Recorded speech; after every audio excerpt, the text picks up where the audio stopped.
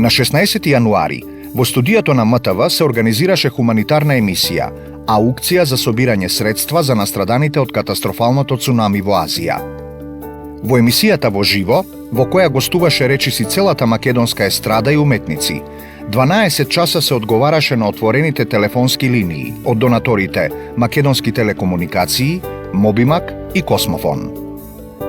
Пијанистот Симон Трпчевски го продаде новото CD издадено од Еми за 27.000 денари, а комплет од 20 CD-а на Синтезис се продадоа за 20.000 денари, додека насликан портрет на Есма Реджепова се продаде за 5.000 австралиски долари на македонец од Сиднеј. Во 2005 година, Советот на Европската Унија донесе одлука на Република Македонија да ѝ се даде кандидатски статус. По цели 15 години од стекнувањето на независноста, по сите внатрешни премрежја и конфликти, Република Македонија конечно се здоби со статусот земја кандидат за членство во Европската Унија.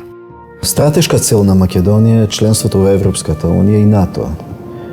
Кон Европската Унија постои една голема посветеност затоа што од она што го имаме досега во целиот тој процес укажува дека тоа е единствен начин, на доброволен начин да се согласите да го менувате вашето општество, да ги менувате навиките во функционирањето на институциите и доброволно да прифаќате промени во политичката, економската, социјалната сфера. Генерално 2005 година Македонија беше подинамично скроена, порешителна во реформирањето, го задржа темпото од 2001 кога добивме договор за стабилизација, па потоа решителниот и брз одговор на речиси 3000 прашања, што зборуваше за капацитетот на тогашната администрација, па и сега на дел од државната управа да одговори на тие сложени акија и прашалници.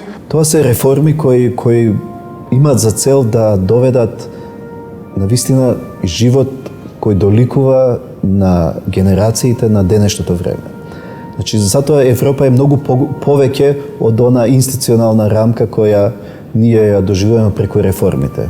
Поднесувањето и прифаќањето на поднесокот на Република Македонија од страна на меѓународната заедница и на Европската Унија одеше многу глатко.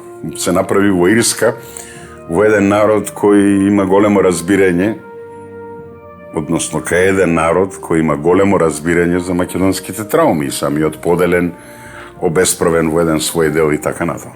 Во тој момент Грција немаше таков ултимативен, ригорозен став, дозволи да се направи тој исчекор. Мислам дека Грција во тој период процени дека е се уште рано да ја започне блокадата, затоа што имаше можност тоа да го направи кога ќе треба да се додели датум за почеток на преговори и веројатно не сакаше уште во тој период да започне една конфронтација која што секако си има своја цена и за самата Грција, затоа што колку и да ние трпиме одредена политичка штета заради проблемите со Грција и самата таа има еден политички притисок. Не беше едноставно, меѓутоа во контекст на тогаш поставените интересни групи на Европската Унија се успеа да се изнајде некаков модалитет да и се даде на државата кандидатски статус, дури со нотирана неспремност на нашата држава за овој кандидатски статус. Имено добивме кандидатски статус, но без датум за отварање на преговорите, што значеше дека се уште има дел од домашната задача за исполнување. Таа одлука беше логичен след на нештата од 2001 година до 2005, мислам дека имаше еден нормален, следователен развој на односите на Република Македонија со Европската Унија. И тоа во констелација која што не е многу различна од таа што е денес. Тој беше резултат на тоа што тогашната влада направи многу чекори во делот на спроведување на Охридскиот рамковен договор. Немаше некои други значителни реформи во државата надвор од оние кои што беа дел од спроведувањето на рамковниот договор. Беа направени чекори кои што беа дури повеќе отколку можеби што беше потребно согласно Охридскиот рамковен договор и во тој контекст Европската унија, која што тоа го поддржуваше, сакаше да го награди тоа. Прашањето за добивање на кандидатски статус за Македонија не зависи само и исклучиво од перформансите на општествените трансформации, туку зависи од политичката волја и од стратегискиот интерес на членките на Европската унија дали ќе продолжат со интензитетот на проширувањето, дали дефинитивно својата граница ќе ја доведат до Балканот или вклучувајќи ја и Турција или ќе останат на периферијата некаде до Хрватска. И тоа беше на некој начин евеви награда затоа што го направивте ова со Охридскиот рамковен договор, меѓутоа бидејќи друго не направивте, други реформи и напредоци, ќе почекате за датум за преговори. Статус кој представуваше сериозно признание на граѓаните на Република Македонија за сите напори кои заедно со одговорните државни органи ги вложија во функција на исполнување на потребните критериуми. Европа е едноставно стил на живот. Да дојдете да станете човек кој ќе биде почитуван, да бидете човек кој живее од 21 век, кој може да влезе на пазарот на трудот, да влезе на широкиот отворен простор, да се надпреварува, да се докажува и да го освојува она што му припаѓа. Но за да се постигне тоа, не е доволно само политичките елити да се договараат меѓу себе или пак политичките елити да тврдат дека имаат некаков си договор или основа за договор да спроведат одредени политики.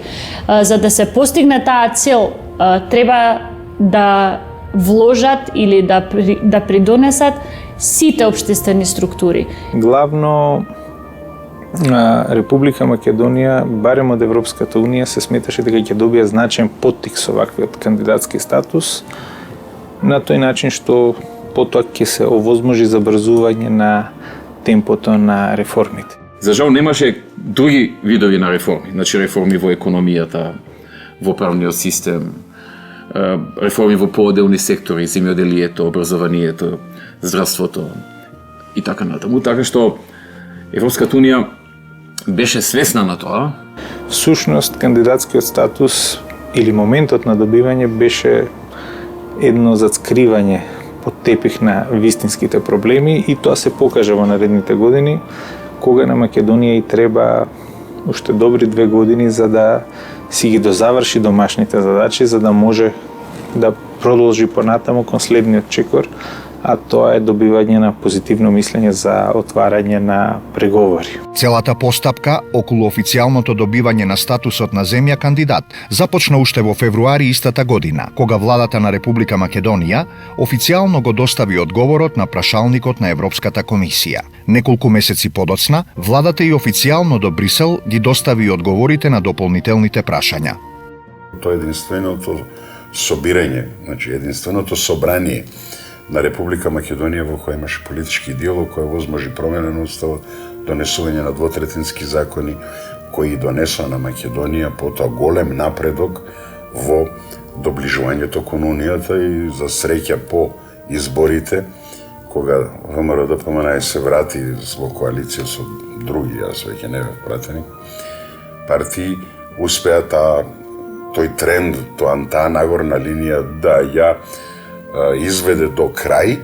Според мене, проценките дека Македонија може да стане во одреден временски радиус до 2020-2022, а почнавме со 2012, зборува практично не само за тоа дека и ние немаме се уште постигнато вистински капацитет на трансформации на општествениот живот, според некои европски стандарди и мерила, туку и на тоа дека и во Европската унија има одреден степен на исчекување и тактизирање.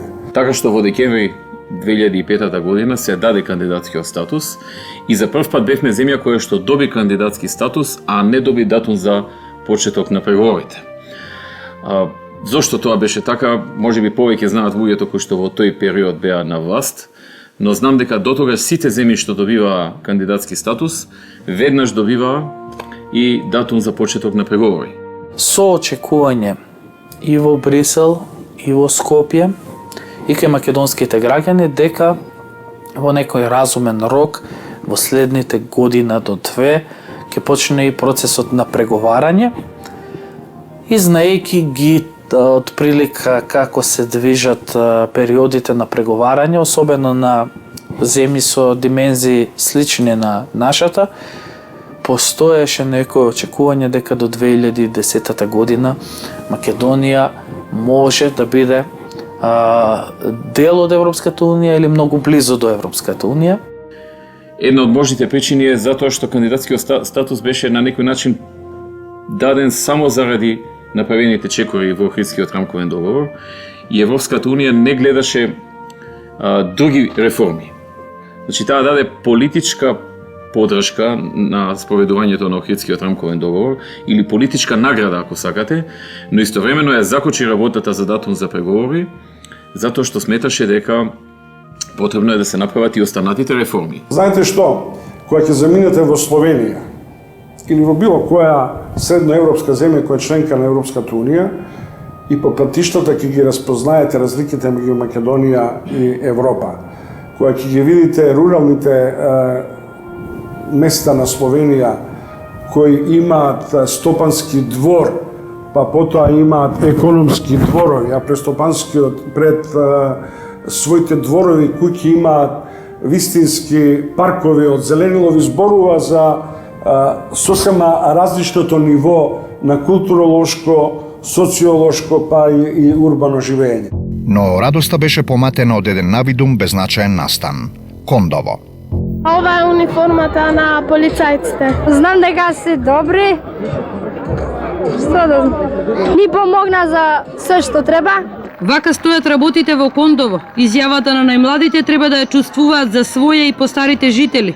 Лошите сенки од пред Нова година да се тргнат настрана.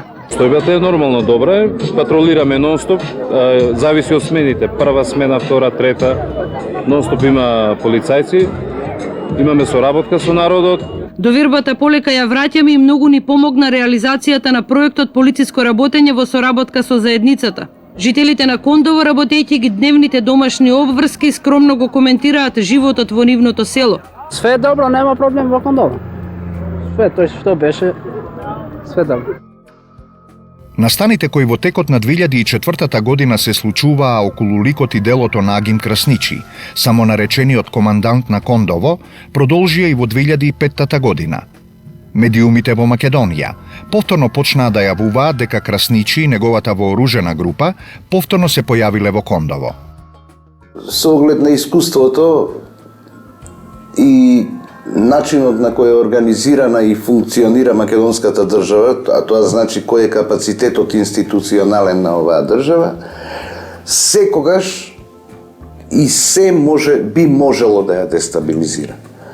Во тој контекст и настанот во Кондово можеше да има импликации безбедностни пошироки. Некако ние навикнавме на такви инциденти во постконфликтниот период и не ни беше нешто ново, да кажеме. Иако за секоја нормална држава тоа би било ненормална ситуација.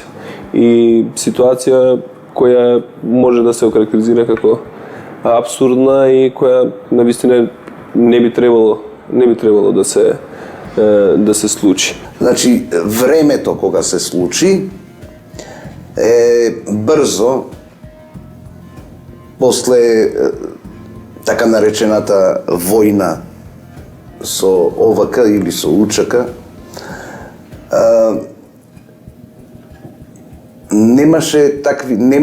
немаше амбиент за да прерасне во нешто крупно, иако можеби креаторите на тој настан мислеле дека ќе предизвикаат таков ефект. Полицијата или нема докази, или не интервенира. Овој пат, остри се и реакциите на странските представници во Република Македонија, кои бараат полицијата да интервенира и да го реши проблемот со Кондово. Страшно беше што таа банда беше вооружана. Значи, оружјето што го имаше ОВК на македонска територија и после 3 акции за собирање, за разоружување и после амнестија, си остана, значи, во рацете на тие што го ракувале. Луѓето знаеа дека 15-20 луѓе, колку и да биле во Кондово, немаат можност да издржат некаков си вооружен конфликт со безбедносните сили во период постконфликтен и да предизвикаат нешто поголемо или поголема дестабилизација на земјата. Случајот Кондово не ги тангираше односите меѓу македонците и албанците, меѓутоа, иако што во јавноста се имаше обид така да се представи, мислам дека тоа беше еден обид да се предизвика политиката на премиерот Бучковски. Мислам дека тој инцидент, барем според мене, беше на некој начин поврзан со тогашниот председател Црвенковски. До овој момент информации, па дури индикации дека за случувањата во Кондово или за експлозиите пред полициските станици Битпазар, односно ракетирањето на полициска станица во Ратница, не постои, значи, нити информација, нити доказ, нити индикација дека зад тоа стојат служби на соседни држави. Изјавата на председателот Црвенковски дека надлежните институции мора да ја решат ситуацијата во Кондово за Министерството за внатрешни работи представува голема провокација. Но полицијата не реагира. За доцнетата акција на полицијата, дури кон крајот на годината, како и повлекувањето на вооружената група на красничи, како да беше дел од едно поголемо сценарио, зашто пишуваа некои странски медиуми, а беше пренесено и од домашните. Македонската држава во името на соживотот и рамковниот договор и духот на рамковниот договор влезе во преговори, суштински преговори со една селска банда. Тоа беше застрашувачки. Тоа го покажуваше реалниот капацитет на институциите. Сепак мислам дека Красничи вистински работеше за тогашниот председател Црвенковски, кој сакаше да покаже дека Бучковски не е кадарен да ги решава проблемите во Македонија. Красничи до тогаш беше анонимус, никој не го знаеше. Но сигурно немаше да остане таков да не се случеше Кондово. Човекот апсолутно мислам дека одигра улога која му ја наметна одредени политички партии во тој период и беше само маша на одредена политичка партија и се работеше, мислам, да е контролиран инцидент, односно динамиката на тие случувања таму ги водеше некој друга, не Агим Красничи и неговата група во Кондово. Трифун Костовски како кандидат за градоначалник го промовираше во едно младо, убаво момче за кое му е чест да го придружува во кампањата во средините кои се населени со албанци. И ние секоја вечер на телевизија ни парадираше Агим Красничи како еден, не знам како да кажам, еден угледен сограѓанин кој е во функција на кампањата на идниот градоначалник. Мислам, стварно дегутантни сцени си изнагледавме. Ја мислам дека тој апсолутно на крај сам виде дека беше искористен за некои други цели кои што сакаше да ги постигне одредена политичка партија. Тоа најдобро сам го осети, уште го осеќа, затоа што заврши во притвор во 2008, затоа што се стави во улога да помогне на некој, кршејќи ги законите на земјава и на крај сите го заборавија. Ваквата атмосфера, како и целата постапка за донесување на новиот закон за територијална реорганизација, ја одложија целата постапка за спроведување на локалните избори. На локалните избори за прв пат се спроведе новиот концепт на територијална распределба, за кој што имаше огромна гужва во 2004 година, референдум. Новата територијална поделба, вие знаете дека таа обврска ние ја преземавме со рамковниот договор. Требаше на некој начин да се направи некој баланс на односите во Македонија. Дали како тоа се одрази во Македонија? Министерот Сулемани вчера и денеска контактирал со представници на локалните самоуправи на Чешиново и на Облешево во правец на помагање во изнаоѓањето решенија за прашањето каде да биде општинскиот центар. Владата ќе им препорача на Чешиновци и тие да распишат референдум, како што направи Облешево во 2004 како прва фаза во решавањето на проблемот. Знаете, во услови кога политичките партии беа ставени во позиција да мора да се договора за тоа што тоа беше еден од законите кои што произлегуваше од рамковниот договор, мислам дека направија компромис кој за тоа време беше можен. Се случи еден голем политички пазар со кој што се прекроија границите на локалната самоуправа не од функционален, не од аспект на потребите на локална самоуправа и населението, туку од аспект на политичките партии, тогашните политички партии на власт, за да може да останат на власт. И затоа мислам дека се уште ги трпиме последиците од таа да речам неефикасна или недобра територијална поделба. Дали функционираат? Функционираат. Ние гледаме дека функционира, но ако се прашуваме дали може реално да се направи подобра територијална поделба, ја мислам дека може. Наместо во предвидениот рок, кон крајот на 2004 година, изборите за градоначалници и членови на советите на општините и градот Скопје беа распишани за месец март 2005 година. Проблемот во врска со инфраструктурата се случува или се раѓа во населбата, во општината. Ако градоначалникот не ги знае тие проблеми, никош не може да ги знае подобро еден министер или еден премиер на влада. Се сеќавам на донесувањето на законот за децентрализација, со кој што требаше централната власт при почетокот на децентрализација, значи откако ќе завршат локалните избори 2005 година, да општините бидат растеретени од долговите во смисло на тоа да бидат репрограмирани од долговите со кои што се соочува општините и јавните предпријатија во општините. Граѓанинот треба да има една друга власт која што се расправа и решава еден куп на прашања околу амбиенталните прашања, околу заштита на околината и друг редици прашања, меѓутоа која што ќе ги преземе од централната власт тие да кажеме надлежности, буџети, средства и така натаму и ќе биде поблиску до граѓаните за да ги реши сите тие прашања. Ние се уште во Македонија тие елементи не се јасни дека постои два нивоа на власт, локално и централно. Ако го погледнете, локалното не учествува в вкупниот буџет на Република Македонија ниту со 2%, 2 до 3%. Значи, комплетно локалната самоуправа е занемарена. На овие избори се појавија две големи коалиции. Едната предводена од страна на СДСМ, Заедно за Македонија, и втората предводена од ВМРО ДПМНЕ, За подобра Македонија.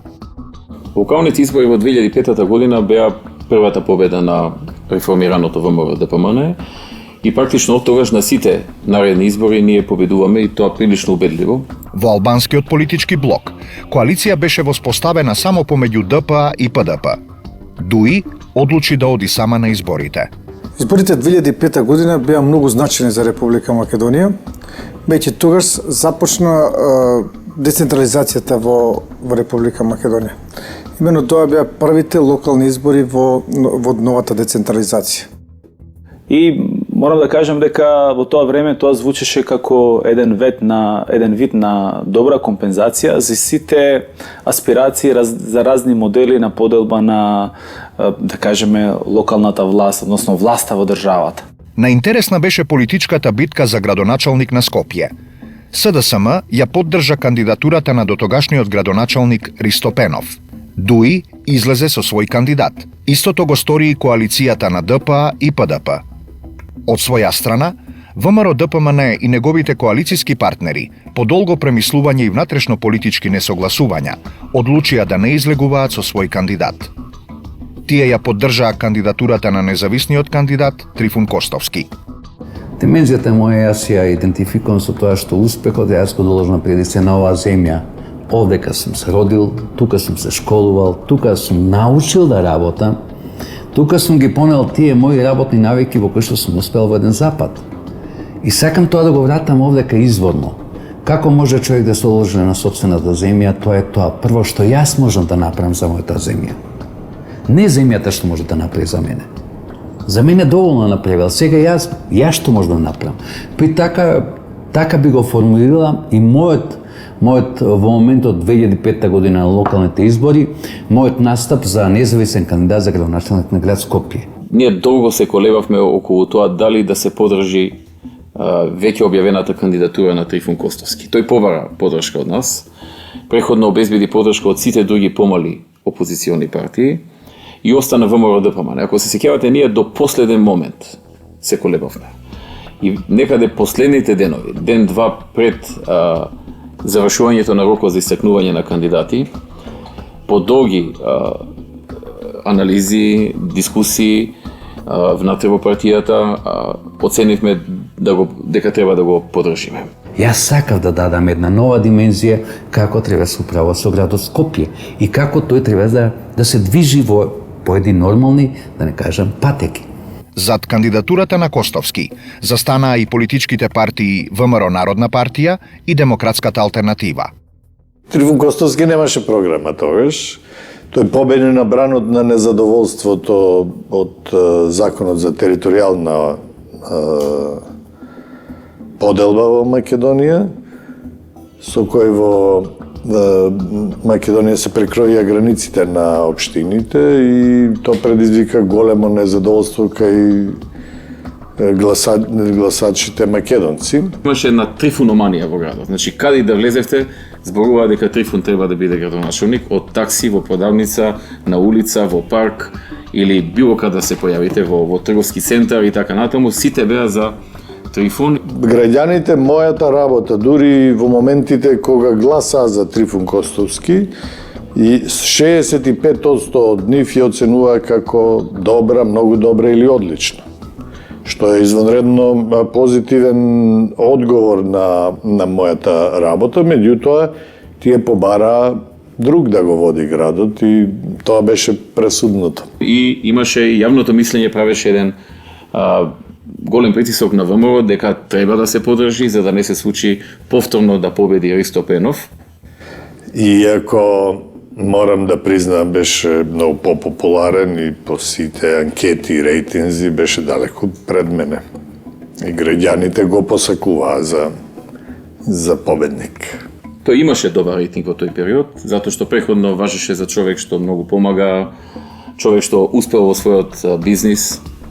И луѓето веруваа дека ако успел во својот бизнис, тој ќе успее и да направи добро и за градот. Значи, ако знаел да направи добро за себе, дека ќе знае да направи добро и за градот. Се покажа дека не е така. Градот Скопје е во една лимбо ситуација. Значи, говориме условно лимбо, ако градоначалникот и од спротивниот политички табор, градот Скопје осуден буквално да животари.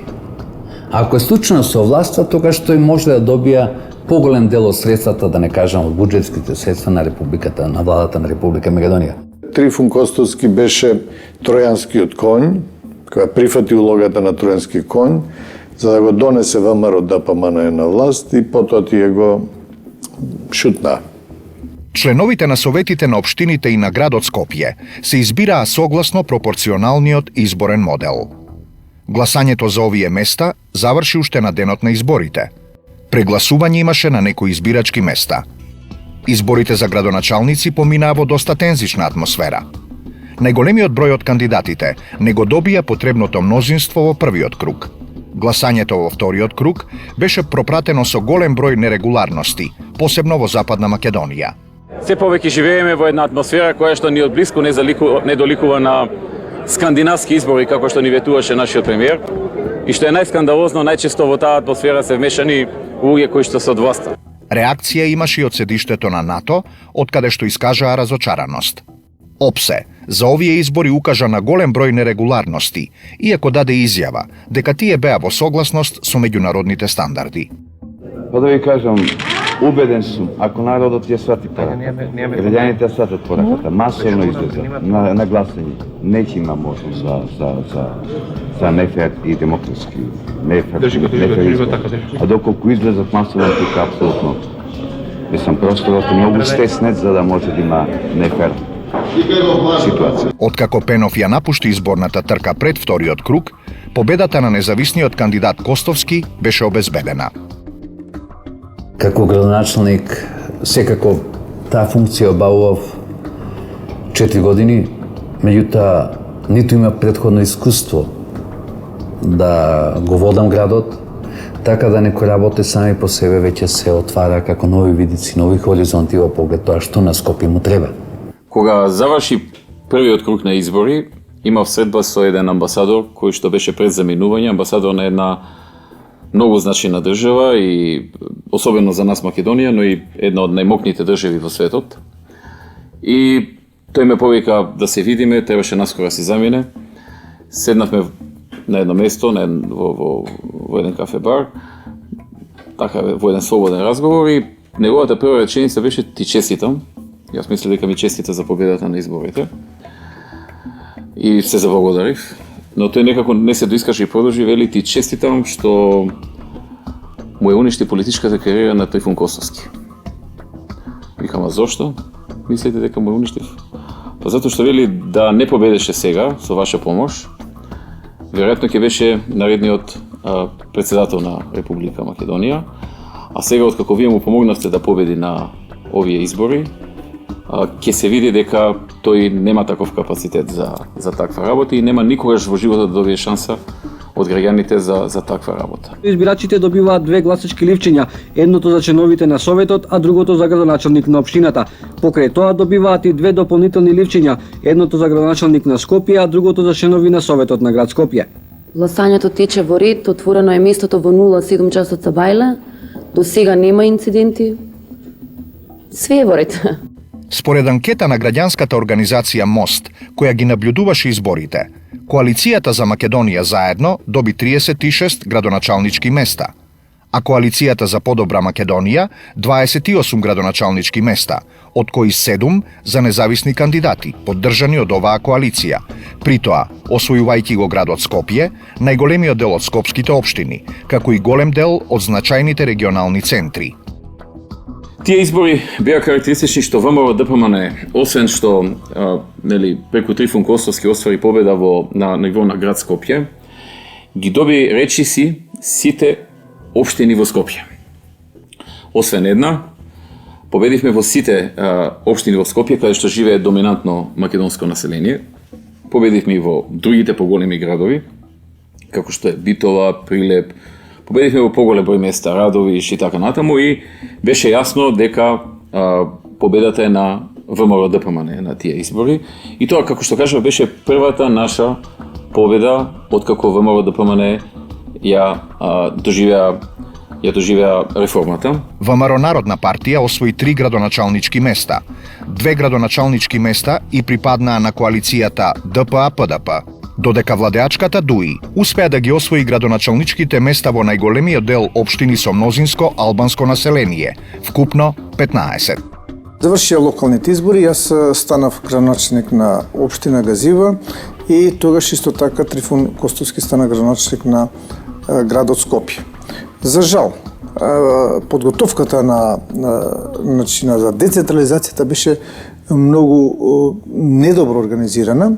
Имено, иако завршија локалните избори, се уште вработените од оние подрачни единици кои што делимично или целосно требаше да преминат во локалната самоуправа, се уште не знаат кој од нив ќе преминат и кога ќе преминат. Мислам дека проблемот не е толку ниту луѓето кои што го презимат мандатот да бидат градоначалници или советници. Немаме ни премногу лош закон, мислам дека имаме солиден закон, туку имаме еден несоодветен третман од страна на централната власт према локалната власт. За градот Скопје е најскапа локална самоуправа што постои во Република Македонија. Имате 10 општини, имате 10 администрации, имате 10 градоначалници, односно 11, имате 11 совети или на општини или на град Скопје, кои што се дебело платени и апсолутно тоа се големи трошкови за град Скопје. Она што исто така карактеристично е тоа што добар дел од долговите или неголемиот дел од долговите воопшто не беа репрограмирани. Особено беше тоа чувствително во делот на образованието, бидејќи училиштата беа задолжени кај приватните превозници за превоз на ученици и кај дистрибутерите на топлинска енергија, бидејќи државата години наназад не ги имаше плаќано долговите. Веднаш по завршувањето на изборите, владата на премиерот Бучковски во процедура го пушти законот за употребата на символите на заедниците. Согласно Охридскиот рамковен договор, неопходно беше во Република Македонија законски да се дефинира употребата на символите на етничките заедници.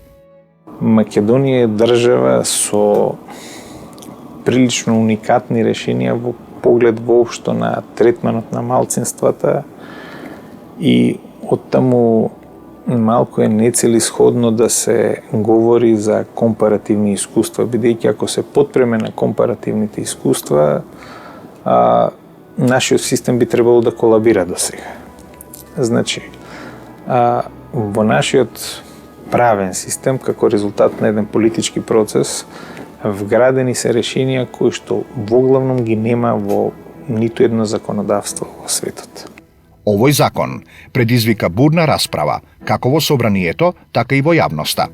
Расправата не беше околу прашањето дали етничките заедници имаат право да ги употребуваат своите символи, туку кој символ ќе ја представува албанската заедница во Република Македонија. Албанскиот политички блок излезе со единствен став, дека нивен символ е знамето, кое во исто време е и државно знаме на Република Албанија, представувајќи го тоа знаме не како државно, туку како етничко. Основна работа во меѓународното право е дека државните символи и нивната употреба на територија на друга држава означуваат меѓу другото проширување на суверенитетот или повик за проширување на суверенитетот. Меѓутоа, и како такви би требало да создаваат проблеми. Mendoj se miratimi i një ligji me të cilin do të rregullohet përdorimi zyrtar i simboleve kombëtare krijon parakushtet optimale të një respekti të ndërsjellshëm mes të dy komuniteteve më të mëdha në Republikën e Maqedonisë.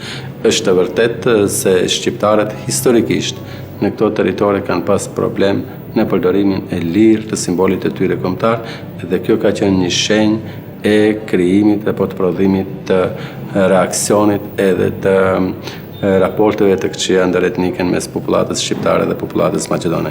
Kështu që miratimi i një ligji për përdorim të simboleve kombëtare në Republikën e Maqedonisë dhe në këtë drejtim të simbolit kombëtar shqiptar ndikon drejt për drejt në relaksimin e raporteve dhe në marrëdhëniet shumë të mira ndëretnike mes komuniteteve. Respekti ndërsjell gjithmonë është mirëqenie, është krijimi një perspektive të mirë për qytetarët e Republikës së Maqedonisë. Веројатно, како резултат на еден политички компромис кој што не мора да е најздрав, најправилен, теоретски најдобро поставен, е дојдено до ова решение и како такво го имаме. Значи, не можеме да се потпреме на туѓите искуства за да кажеме дали баш треба или требаше да произведе позитивни резултати.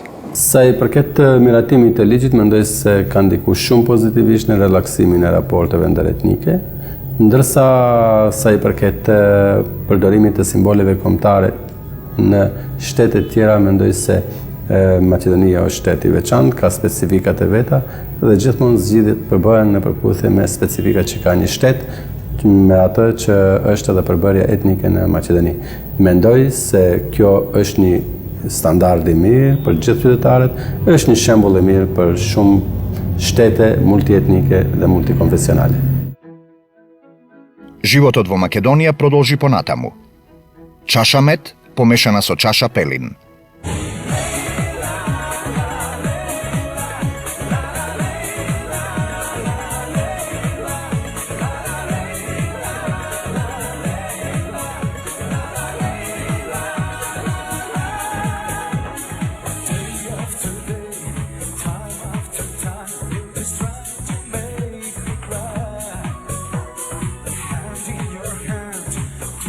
My eyes, I pretend you make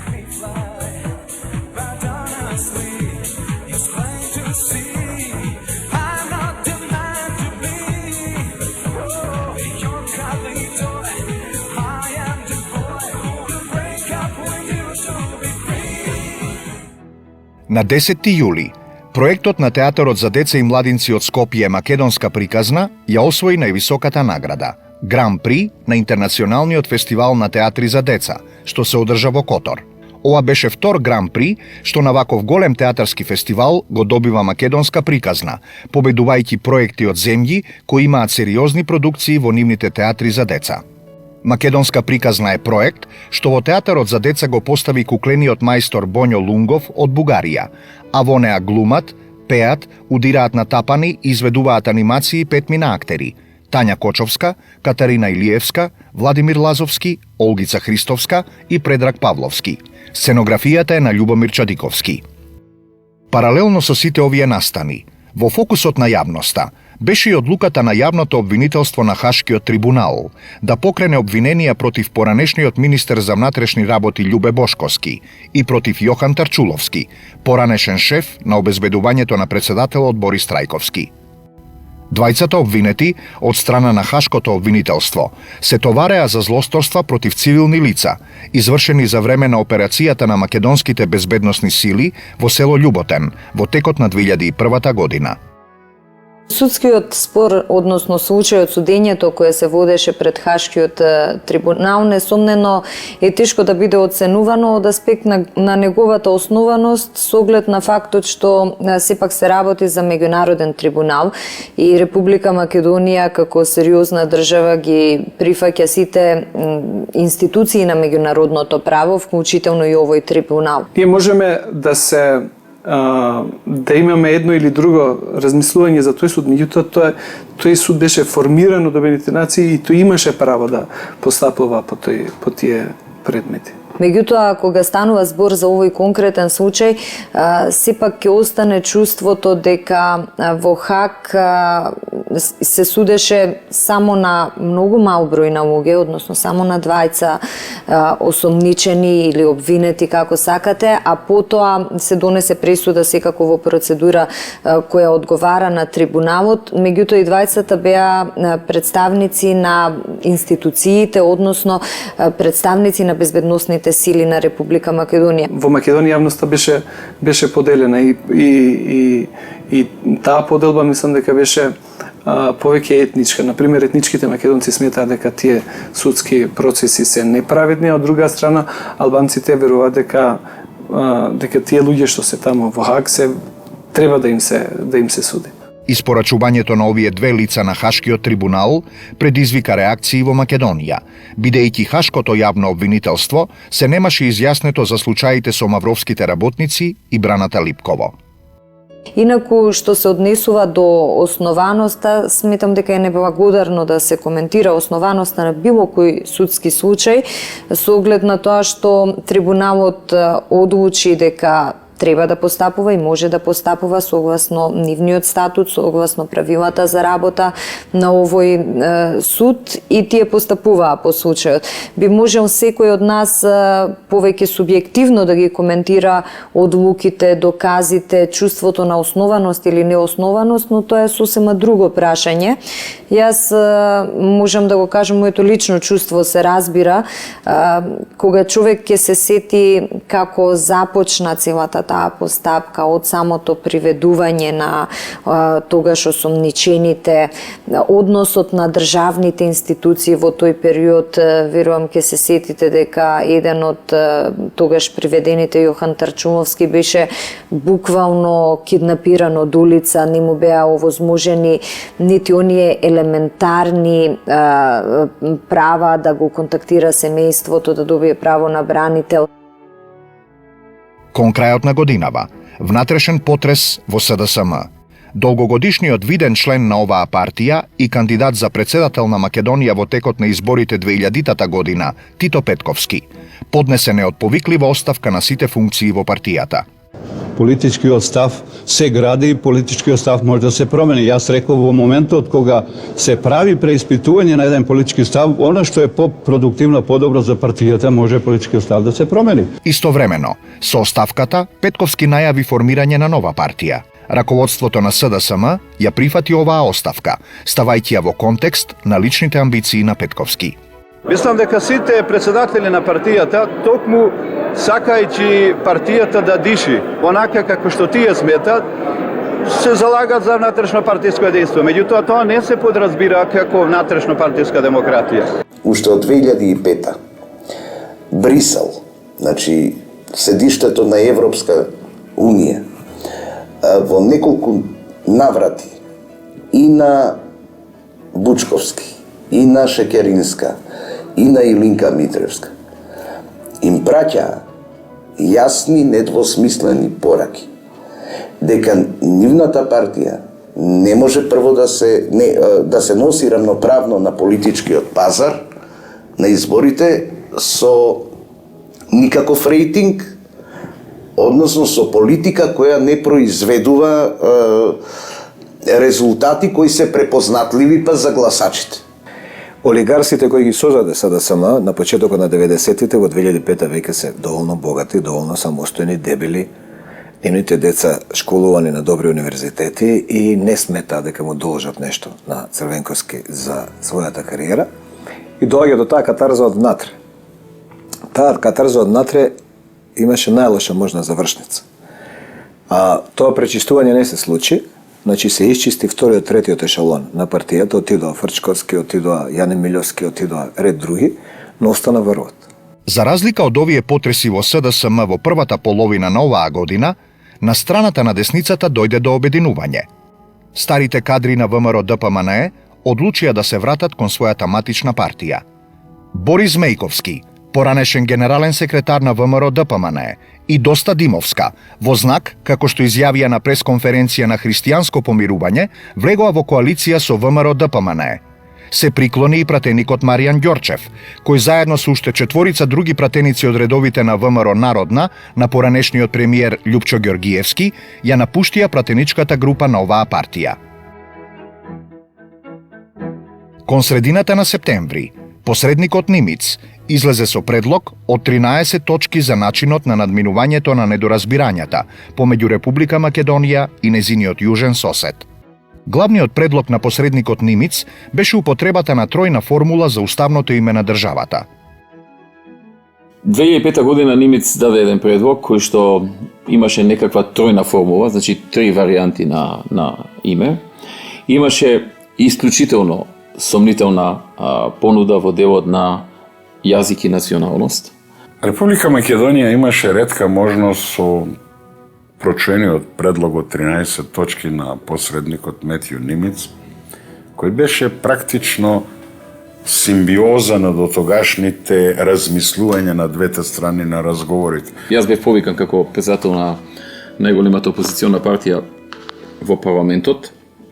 Таму беа Бранко Црвенковски и уште Бучковски и уште неколку политички актери. Од мене беше побарано да дадам подршка. Веруваа дека Грција нема да го подржи и дека тоа би била некаква предност во меѓународните контакти за нас. Меѓутоа, јас им кажав дека не можеме да влеземе во таков ризик, да очекуваме дека Грција нема да го подржи. Туку треба да кажеме принципијално дали е тоа добро за нас или не е добро за нас. Проценка на ВМРО ДПМНЕ беше дека тоа не е добро, таквиот предлог за Република Македонија, и рековме не треба да си играме играчки, додеме на блефови, затоа што блефот од 10 пати еднаш нема да успее. Имајќи ги во предвид сите овие факти, флексибилности и така натаму, ова е вистински момент за ова. Ја повикувам оваа влада во најбрз можен рок да организира референдум за зачувување на уставното име на Република Македонија. Тој референдум ќе го поддржиме сите ние, сите опозициони партии, самата власт и самата опозиција, без да го делиме народот, и тоа е гаранција дека тој референдум ќе биде успешен. И тоа е нов момент потоа во натамошните разговори околу уставното име на Република Македонија. Една работа да се разбереме, ние постојано тука грешиме. Посредникот нема улога да ни дава предлози.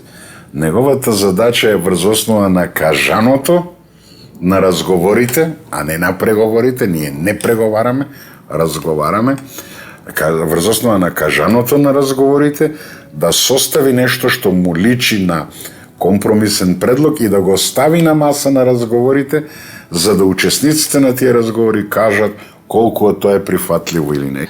Во меѓувреме додека траеше таа расправа, Грција го одби. Подосна рекоа, ајде сега, бидејќи Грција го одби, ние да кажеме дека не е прифатлив. Јас им реков дека тоа исто така не е добро. Значи не е само причината дали Грција ќе го прифати или нема да го прифати, имаше и втора причина, а тоа беше нарушување на нашите преговарачки позиции. Доколку ние во тој момент прифатевме такво нешто, кое што веќе Грција го беше отфрлила, наредните преговори ќе почнеа од таму, од тоа што сме го прифатиле, па кон полошо. На 18 октомври во Скопје беше објавен извештајот на Transparency International на светската листа на корупција. Земјата го достигна, се чини, највисокото ниво на корупција, вклучувајќи и првата половина на 2006 година, период во кој што и според меѓународната организација Transparency International, Македонија се најде во најдолниот дел на табелата во својата историја. Македонија се најде на 103-то место од 159 држави и беше меѓу државите Свазиленд и Гамбија на оваа листа, што покажуваше дека земјата има многу сериозен проблем со корупцијата. Македонија го допре совсеното дно, значи дојде на 105-то место. За споредба ќе кажам дека сега сме веќе на 62-то, работиме да биде и подобро тоа. И бевме во група на земји од Африка кои што дори не ги познававме, до толку некои земји кои што се навистина цивилизацијски назад. Индексот на перцепција на корупцијата во Македонија годинава е 2,7%, колку што бил и лани. Што беше многу лошо за имиџот на државата, но и беше реално осликување на состојбите во државата. На 21 декември на ЛТУ арената во Диселдорф се одржа фудбалскиот надпревар Мечот против сиромаштијата, кој го организираа Роналдо и Зинедин Зидан. На овој трет од ваков тип надпревари, македонскиот репрезентативец Артим Шакири ја имаше таа чест да настапи во тимот на Зидан. Надпреварот го проследија 48.783 гледачи, а повеќе од 30 телевизиски станици ширум светот вршеа директен пренос од истиот.